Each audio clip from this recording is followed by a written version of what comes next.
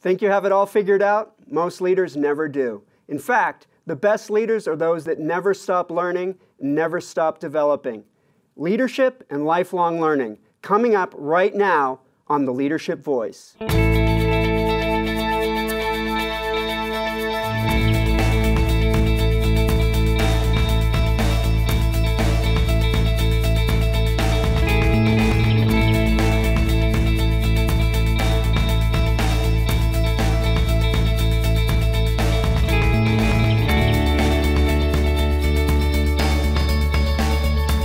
Welcome to The Leadership Voice. I'm your host, Jay Barbuto. This show features business and community leaders sharing their wisdom and insights around leadership and leadership development. Each episode features business and community leaders, faculty experts, a quote of the day, a leadership countdown, Did You Know, and a leadership advice segment. Tonight we have two accomplished guests joining us. We have Dr. Anil Puri, Interim Provost and Vice President of Academic Affairs for Cal State Fullerton. We also have with us Dr. Morteza Rahmatian, Interim Dean, Mihaylo College of Business and Economics at Cal State Fullerton. Our faculty guest today will be Professor Gerard Beenen. The Center for Leadership seeks to be the leadership voice of Orange County. We do this through innovative programs that touch every level of the university. Our undergraduate students, our graduate students, our alumni, as well as the Orange County and Southern California business community. We have several major initiatives that make us who we are and that define the programs that we're trying to progress and move forward to make the greatest impact. For our undergraduates, we have the Leadership Scholars Program. The Leadership Scholars Program was developed to provide a connection with industry. Specifically, it provides an opportunity for our students in Mihaylo College of Business and Economics to meet with and to interact with top executives from around the area. This program started in 2012 and has grown from 0 at the time to now over 300 leadership scholars. We're really proud of this program, and we believe that it's in many ways the hallmark of the Center for Leadership. The second initiative that we have is more of a business community initiative, and that is our annual Leadership Awards Luncheon. The annual Leadership Awards Luncheon is designed to recognize excellence in executive leadership and excellence in leadership development. Each year we recognize honorees that are deserving of these honors. And last year, most recently in 2016, we had 210 that attended our annual awards luncheon. We expect that initiative to continue to grow as we continue to recognize excellence throughout Southern California. Our third initiative of the Center for Leadership is our Bringing Learning to Work initiative. This is the initiative that connects the faculty expertise of our college with industry through a series of lunch and learn, half-day and full-day training workshops. Another initiative of the Center for Leadership is our MBA concentration in organizational leadership. Students can now get an MBA with a concentration in organizational leadership. The Leadership Voice is our final initiative, and that is this TV show, which you're watching right now. It's now time for our quote of the day. Before you are a leader, success is all about growing yourself. When you become a leader, success is all about growing others. That was Jack Welch. Our first guest currently serves as Interim Provost and Vice President of Academic Affairs for Cal State Fullerton. He was formerly the Dean of Mihaylo College of Business and Economics, where he has served for 18 productive years and oversaw an economic and educational transformation for the college.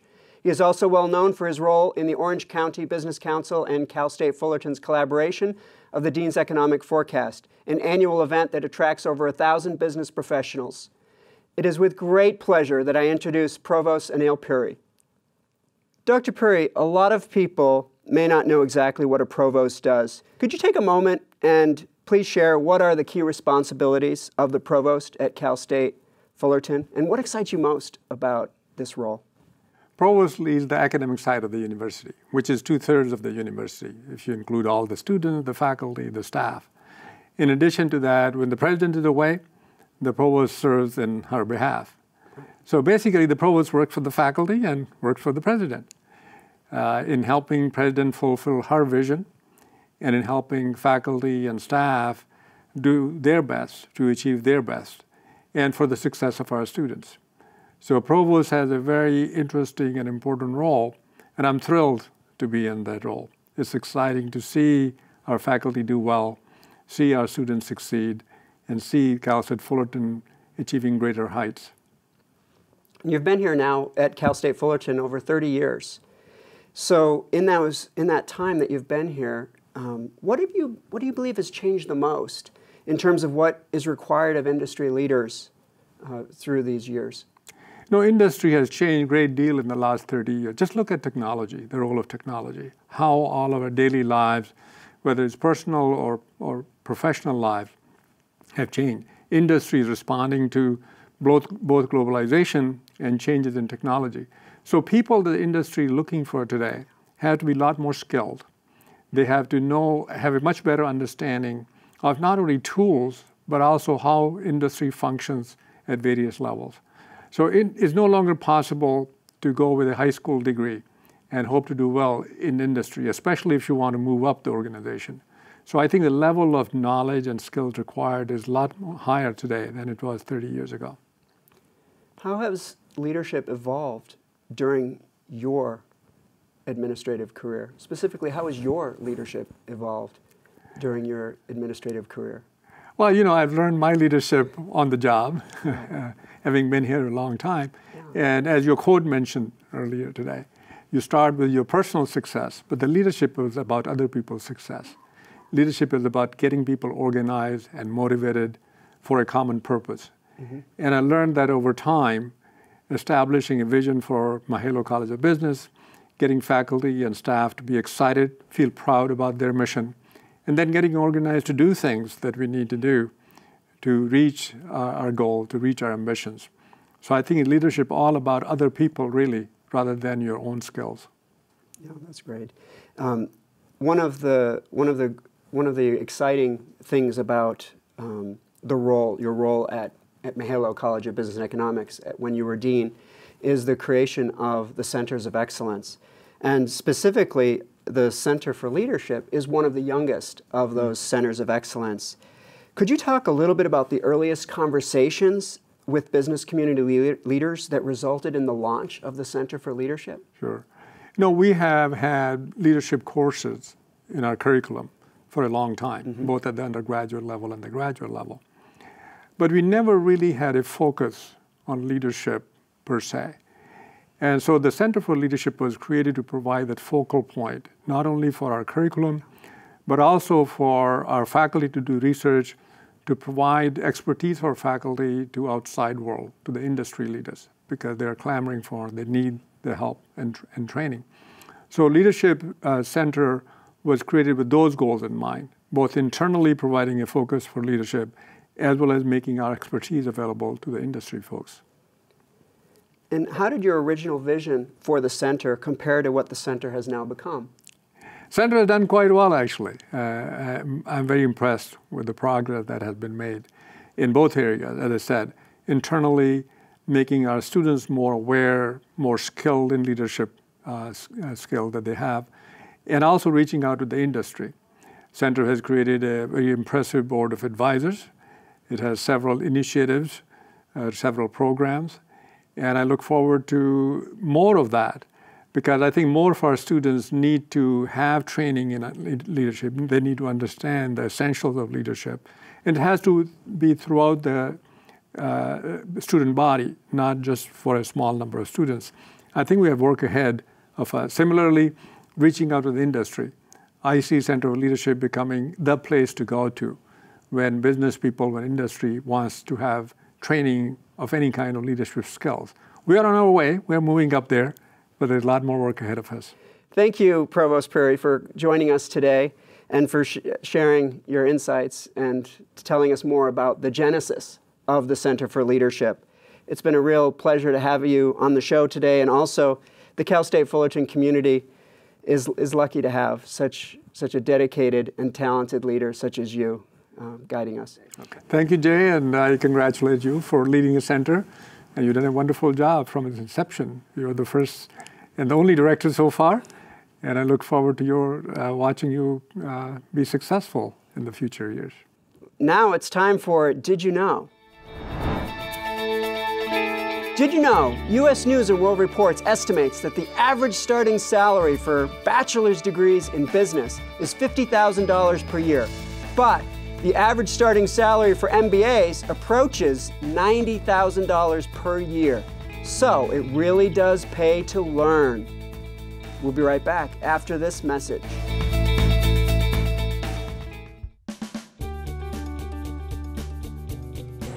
Well, we found here at Honda Center and the Anaheim Ducks that the Center for Leadership brings expertise in doing research, in doing training.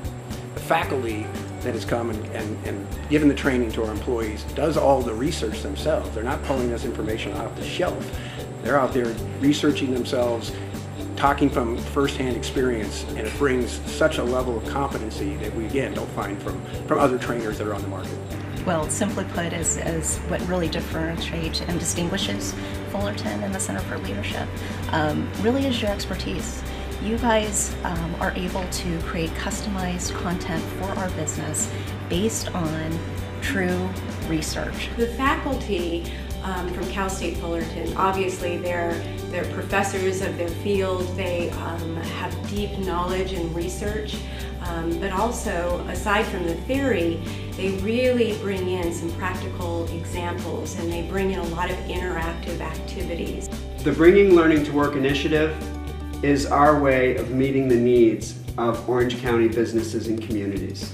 When our clients ask the Center for Leadership to come to bring learning to work, the clients know that they're getting cutting-edge information, the latest thinking in the field, but they're also getting world-class training.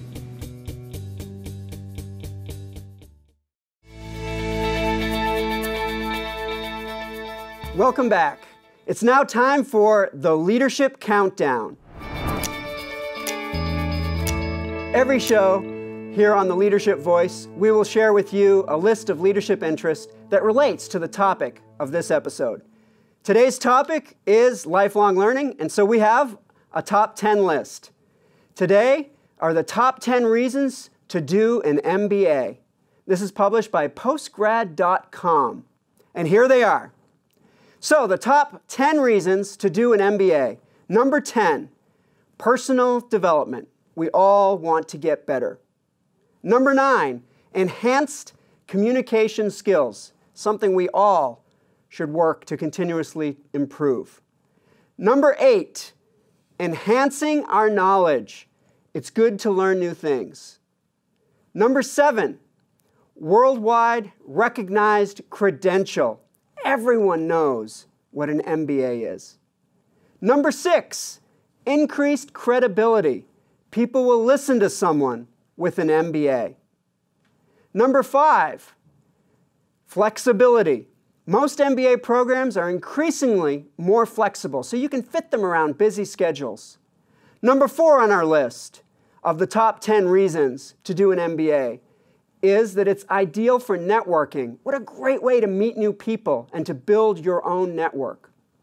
Number 3 reason to do an MBA is better career opportunities. An MBA will open doors. The number 2 reason to do an MBA would be that you might be able to be your own boss.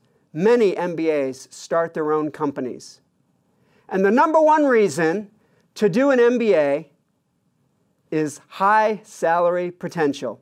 On average, MBAs earn $40,000 more than people with bachelor's degrees.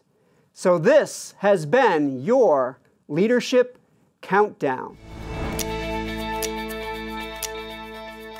Our next guest here on the Leadership Voice is the Interim Dean of Mihaylo College of Business and Economics, a former Associate Vice President of Academic Affairs and Associate Dean, Chair of the Department of Economics, and Center Director.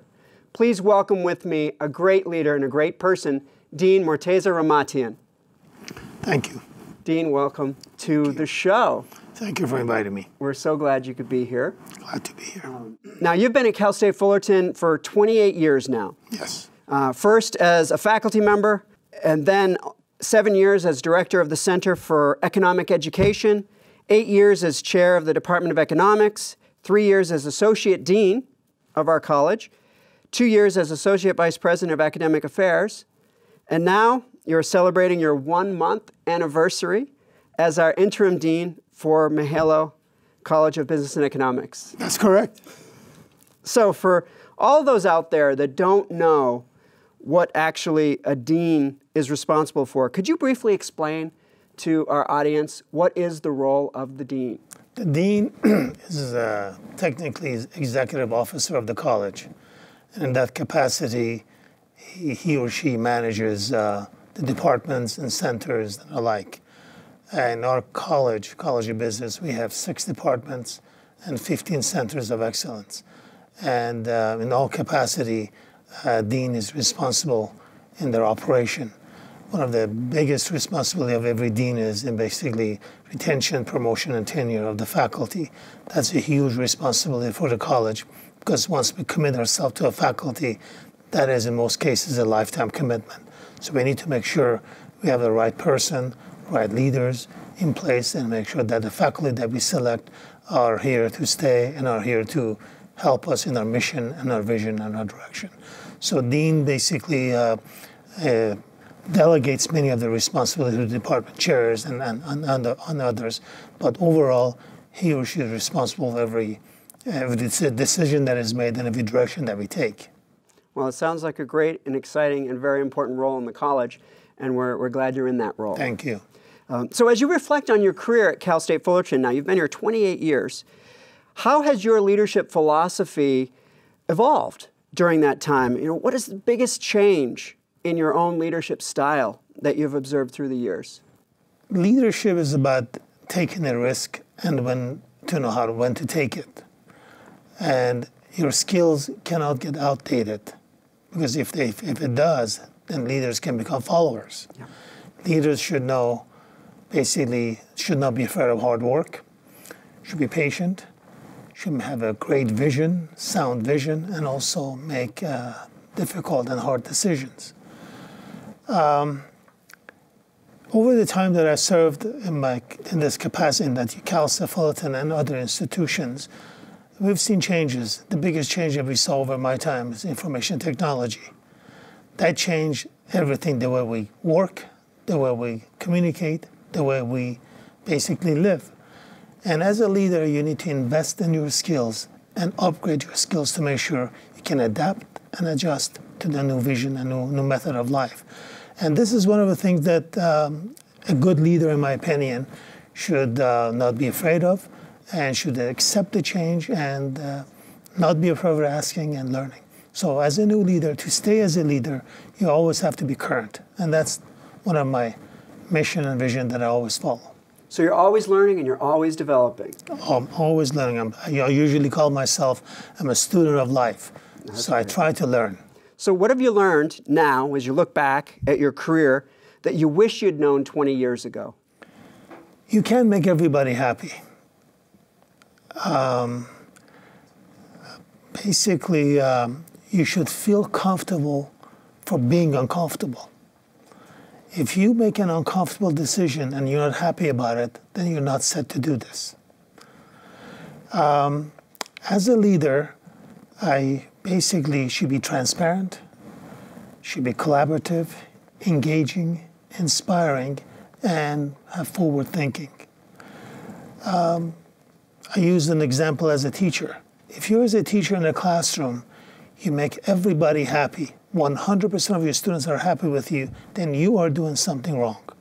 Unfortunately, there are those very small percentage who may not follow your lead, but you do have to look at the bigger picture. And as I said, you have to be very comfortable for being uncomfortable and make uncomfortable decisions. Yeah, sometimes growth and change is not uncomfortable. So during these years, I mean, you've seen different leaders come and go. You've had a lot of different experiences. What values that you hold dear and true, what values have endured throughout your academic and administrative career? Leadership and management, in my opinion, are not the same thing. No. Management, I hate to teach economics, management direct resources. Leadership inspires. Inspires basically your followers to help you achieve your goals. And in that respect, you need to basically encourage others and be patient, be tolerant, and make sure that you bring the team with you. It's only a matter of team building. You're only as strong as your team. And it's very crucial you surround yourself with a very strong team, and that basically set the tone in terms of the direction that you're going to go. Oh, that's exciting. And as the dean, you oversee 15 centers of excellence, which you're obviously proud of, and I think we can all be proud of. The Center for Leadership, which hosts the Leadership Voice, this TV program, was developed to infuse leadership into all levels of Mihaylo College of Business and Economics, crossing undergraduate, graduate, alumni, and the Southern California community, crosses all of these different areas, these different levels. Why do you believe that it is so important for businesses and communities to develop leaders? How can we survive without the leader? You know, we need leader in all capacities. And strong leadership sets the tone and the direction. And Center for Leadership basically carries the weight in terms of training the leaders of our future. You carry your weight in terms of the community that you serve. And without the leaders, I don't see any bright future. And the leaders needs to know where they are, what they do, and where they come from. And you need to know who you are leading, because you can't be a leader without knowing your followers. You have to know the culture of your followers, where they come from, and then adapt and adjust your leadership style based on who you're leading. And this is very much why the Center for Leadership exists. Exactly. And the Center for Leadership, we seek to become the leadership voice for Orange County. As you think about the Center for Leadership and you think about what we're doing at the center, what are the top 3 things that excite you the most about the Center for Leadership? The Center for Leadership, of course, has done a great job under your leadership, and I'm very happy to have you in charge in that position. Clearly, you're developing the future leaders, and that's an enormous task and enormous responsibility upon your shoulder.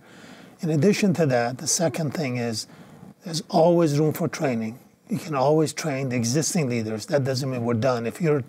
I'm always trying to learn, no matter what position, whether as a faculty or professor or center director or dean, there's always room for me to learn. And finally, the Center for Leadership is a link and a connection to community. So without these links, we basically have no connection to the community. And the connection to community is basically expose our community to our students and basically opens the door for our students. So all centers, including your center, of course, have huge responsibility in terms of fulfilling these missions. Well, thank you, Dean Rahmatian, for joining us today. Your innovative and authentic leadership is a great asset to Cal State Fullerton and bring great things to Mihaylo College of Business. And on behalf of everyone else that's in the college, we're so excited to have you on board as our dean. We're excited to work with you, and we think that we're really lucky to have you. I appreciate the comments, and I look forward to working with you. And it's been my honor and pleasure to be able to serve the college and university in this capacity. Well, thank you for being on the show today. Thank you, sir. You know, Albert Einstein once said, if you can't explain it simply, then you don't understand it well enough. We at the Leadership Voice want to help all leaders become better by sharing insights, lessons, wisdom, and also by taking complex ideas and making them inherently practical. So each episode, we invite an expert who to give you a 3-minute lesson in leadership. It's now time for the Leadership Voice's Leadership Lesson. Joining us today on the Leadership Voice is Professor Gerard Beenen, who will tell us about the 3 pillars of lifelong learning and what it means for leaders. Hi, I'm Gerard Beenen, and here's today's leadership lesson. The most effective leaders are constantly striving to improve, grow, and develop. In other words, they're continuous lifelong learners. I'd like to share 3 interrelated characteristics that are essential for continuous learning for leaders. These include self-awareness, feedback seeking, and self-regulation. First, self-awareness. Self-awareness involves having an accurate perception of yourself and how others perceive you. Effective leaders aren't arrogant know-it-alls with an inflated sense of self-importance. They're confident in their own strengths, but they also seek to understand and recognize their own shortcomings. That's why effective leaders need a good dose of humility. They recognize there will always be opportunities to learn and improve. And we know from leadership research that self-awareness is foundational for becoming an effective leader. The second characteristic is feedback seeking. Developing an accurate self-awareness requires a systematic search for information that informs our improvement agenda as leaders. That's where feedback seeking comes in. Feedback seeking involves a proactive, unsolicited search for useful information about our leadership assets and liabilities. Feedback is a necessary condition for learning. We can't know how well we're doing as leaders without feedback from others. But soliciting and receiving feedback has a potential cost, and that's where the third characteristic, self-regulation, comes in. Self-regulation entails controlling our own emotions and impulses. When feedback seeking exposes our strengths as leaders, we'll become tempted to be overconfident. When it exposes our shortcomings, our natural impulse is to become defensive. In either case, whether we're overconfident or overdefensive, without self-regulation, we can let emotions cloud our judgment. Self-regulation helps us maintain a thick skin and a cool head. In other words, it helps us have an accurate and appropriate level of confidence and to sift through criticism with clear thinking that isn't clouded by our emotions. Each of these characteristics also includes an important feedback loop. For instance, self-regulation prevents us from overreacting to feedback that we receive. Self-awareness motivates us to seek feedback on our strengths and weaknesses. The feedback we receive in turn helps us build accurate self-awareness. All three are essential characteristics that leaders need to be effective, continuous learners. And that's your leadership lesson. Thank you, Professor Beenen, for your insights into lifelong learning. It's now that time of the show for the Leadership Voice Q&A. Every show, we will take questions from you, our viewers, and we'll answer any leadership-related questions you may have. To send us a question, you can email us at leadershipvoice@fullerton.edu, or you can tweet us at CSUF_leadership. Today we have 3 questions. Our first question comes from Brea, California, and here it is. If I wanted to read a good leadership book, something that will make me think about things differently, something more than just the be the best you can be type of book, what would you recommend? You know, today, based on what we learned so far about growth, development, and lifelong learning, I would recommend Robert Keegan's The Evolving Self. Our next question comes from Fullerton, California. As a parent, what can I do to best develop my child's leadership potential? Well, leadership potential probably will be best developed through intellectual development and social interactions. So let your child be curious, because curiosity is the earliest signs of intellectual development. And secondly, give your children plenty of opportunities to interact with other children and adults at various ages, as this promotes their social and communication skills. Our final question comes in from Irvine, California.